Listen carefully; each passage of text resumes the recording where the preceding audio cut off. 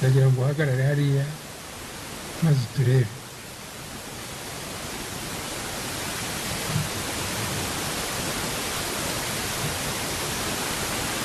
Twarakwishe, Imana niyo yaturokoye, ariko twe twarakwishe. Ufite impamvu zose zo kutwanga, nta gikundiro dufite. Dukozwe n'isoni cyane imbere y'Imana n'imbere yawe n'imbere y'abandi nkabo, dupfukamye twese tugusabira imbabazi. Yesu ashimwe nshuti bakunzi bacu aho muri hatandukanye. Reka tubabwire ko mu karere ka Rubavu abapasiteri bapfukamye bagasaba imbabazi uwarokotse jenoside, ko pasiteri mugenzi wabo mu gihe cya jenoside yanze gukingura urusengero ngo amuhishe, bityo bigatuma bundabunda ku bw'amahirwe Imana ikaza kumurokora. Nshuti bakunzi bacu muri hose, reka tubabwirize gukanda subscribe, like, share na comment kugira ngo mujye mumenya amakuru yivuga hirya no hino, by'umwihariko mu buryo bw'ivugabutumwa cyangwa bwa gospel. Ayo makuru mugende muyamenya, ariko si byo gusa tubaha n'ibiganiro bijyanye n'iyobokamana ndetse n'ubuhamya bw'abakristo n'abandi bantu nyine bafite imyemerere itandukanye, kugira ngo abakristo basobanukirwe ibibera ku isi bifite aho bihure n'imyemerere yaba ari habanye n'uko bemera cyangwa se nihuye n'uko bemera, kugira ngo babicare bazi ibibera ku isi n'imyemerere itandukanye igiye ihari. Tugenda turushaho kugenda tubegereza ibyo byose kugira ngo musobanukirwe icyo murwanya n'iki, niba musenga cyangwa mwogeza ubutumwa, ese Yesu mushyigikira we muramuzi, muramusobanukiwe. Ibyo bintu byose tugenda tubibagiza hafi kugira ngo mubashe kubimenya, niyo cyo channel yacu ibereyeho. Reka rero tuze muri ino nkuru tubazaniye. Niba bamaze gukora subscribe, it's okay, turagushimiye, Imana iguhe umugisha. Niba utarabikora kandi nawe ni umwanya wo gupyondaho ubundi ukajya umenya amakuru tukugejejeho mu ba mbere.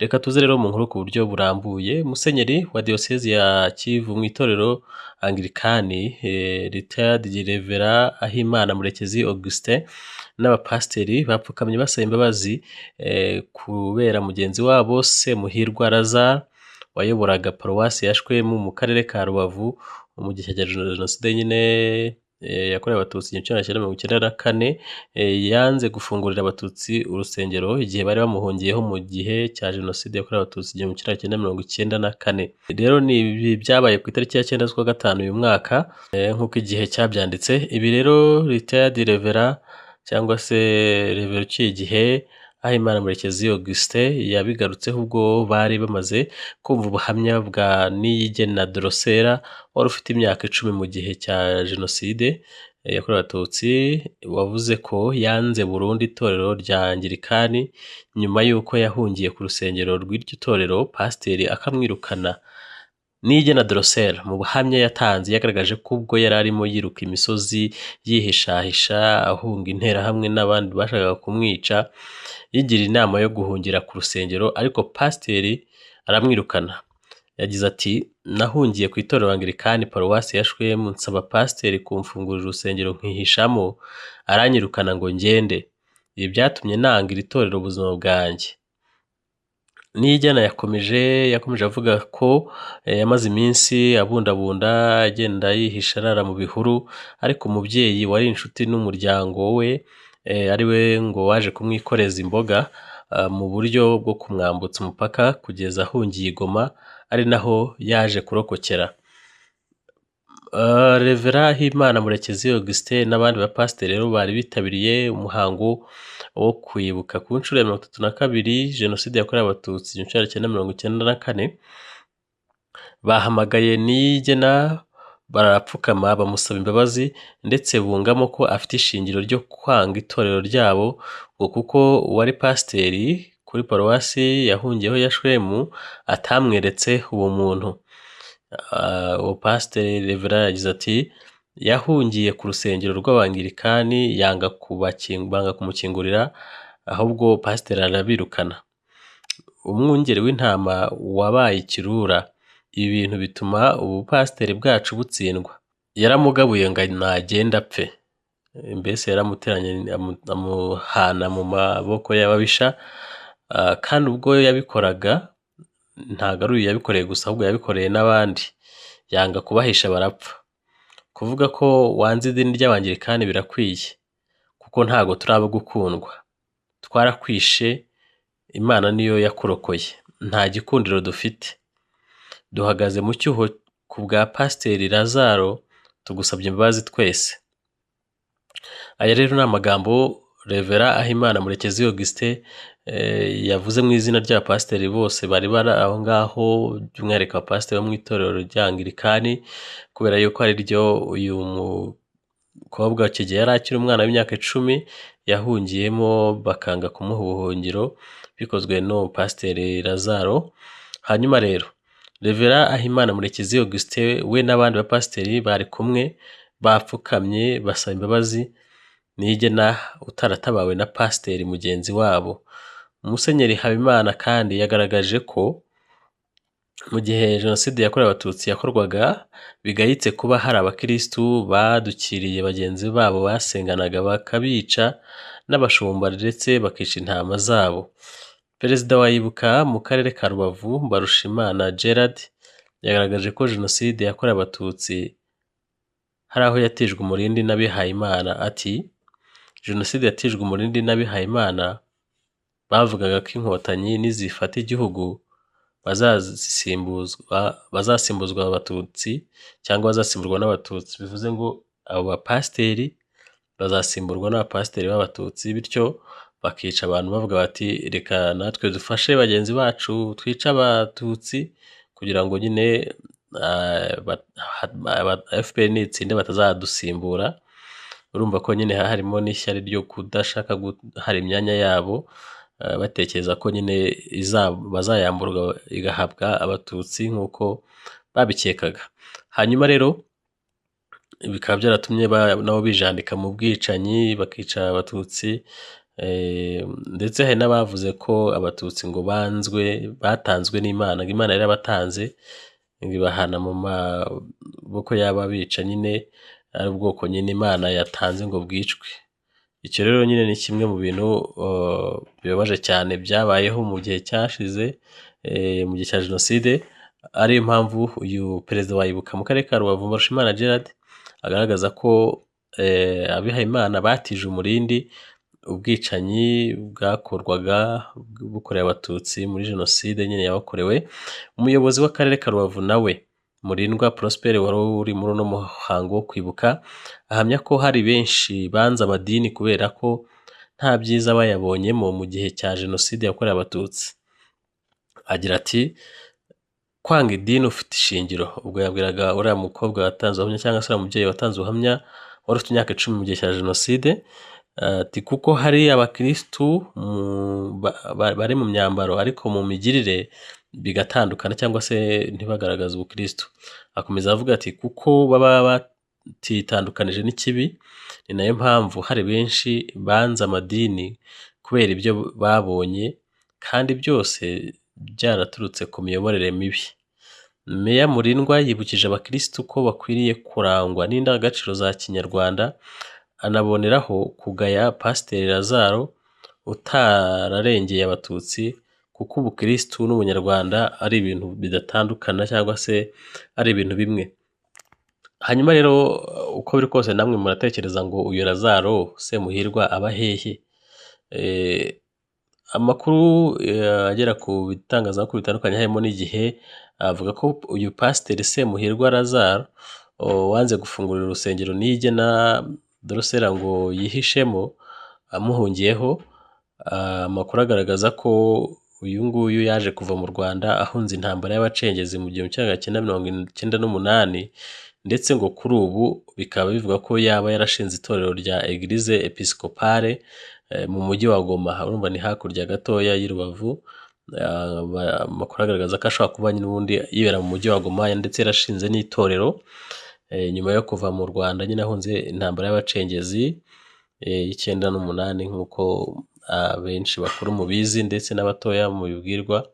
Hanyuma rero inshuti bakunzi bacu muri hatandukanye, aya niyo makuru twari tubafitiye y'inkuru ibabaje cyane y'uno mugabo umupasiteri utaritwaye neza rwose, utaragaragaje ubukirisitu bwa nyabwo n'ubushumba bwa nyabwo, agatererana Abatutsi bari bamuhungiyeho, kuko kutabakingurira urusengero ngo bihishemo ndetse ntagire n'ubundi buryo bundi bwo kubafasha nk'umuntu uhungiweho n'abantu baburaniwe cyangwa se bahunga urupfu, ni ikigaragaza ko nyine nta mutima wa kimuntu yabigiranye.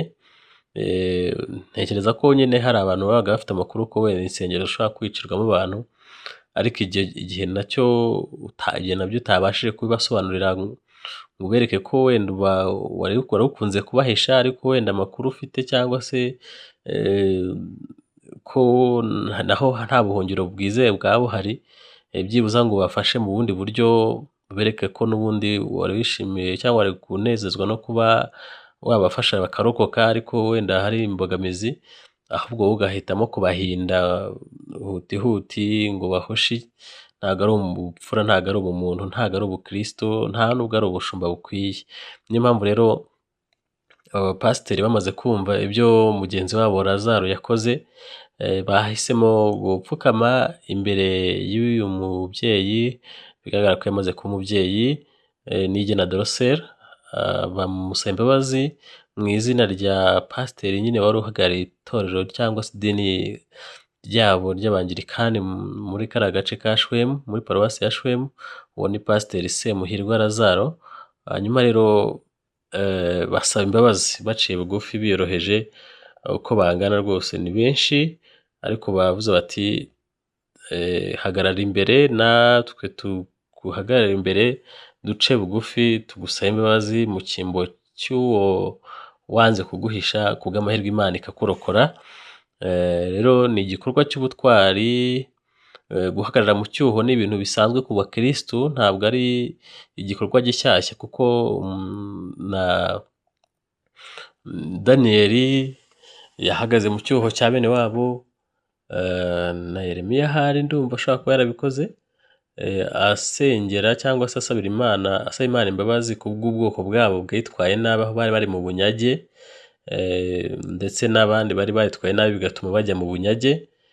Ahagarara mu cyuho rero asaba Imana kubabarira ibyaha by'abasekuruza na bene wabo bose, kugira ngo yongere ibagarukeho ibatabare. Rero ni igikorwa cy'ubutwari guhagarara mu cyuho ugasaba imbabazi, nubwo atari wowe wakoze icyaha, ariko uwakoze icyaha yambaye umwenda wambaye cyangwa ahagaze aho uhagarara nawe, uko biri kose we ukubonye wambaye umwenda uhagaze aho hantu yari ahagaze, ashaka kukubona mu ishusho y'uwo nguwo. Rero ni ngombwa kwitandukanya nawe, cyangwa se gusaba imbabazi wahemukiwe n'uwo mugenzi wawe, kugira ngo nyine atajya ahora akubona muri iyo shusho y'uwo nguwo. Amenye ko nyine abapasiteri atari bamwe, badafite imitima imwe. Hari batazi kuyobora ubwoko bwabo neza cyangwa se intama zabo neza, ariko hakaba n'abandi babisobanukiwe kandi biyemeje umuhamagaro, banaciye bugufi, bahinda imishyitsi, bakorera Uwiteka. Hanyuma rero ni igikorwa cyiza, ntekereza ko n'abandi bakwiye kureberaho, bakarangwa n'ubutwari, ntibatume hari abantu bazapfukama nk'igihe nk'iki ikindi gihe, kubera amafuti ya bagenzi babo cyangwa se nabo ubwabo. Ni byiza ko abantu biyengesera mu byo bakora, kugira ngo batazisanga hari igihe barimo baca bugufi, bihohora, basaba imbabazi z'ibyo bakoze, cyangwa se abana babo n'ababakomokaho batazasaba imbabazi z'ibyo ababyeyi babo n'abase babo bakoze, ahubwo abantu babeho nyine banejejwe, bafite ishema ry'icyo bari cyo, kandi bakorera Imana, bahinda imishyitsi, biyoroshya, bihangana, banesha. Hanyuma rero nshuti bakunze bacu, tubashimira aho muri hose hatandukanye. Ndibwira ko ino nkuru muyumvise natwe yadutunguye, ariko birakwiye ko abantu dusanana imitima.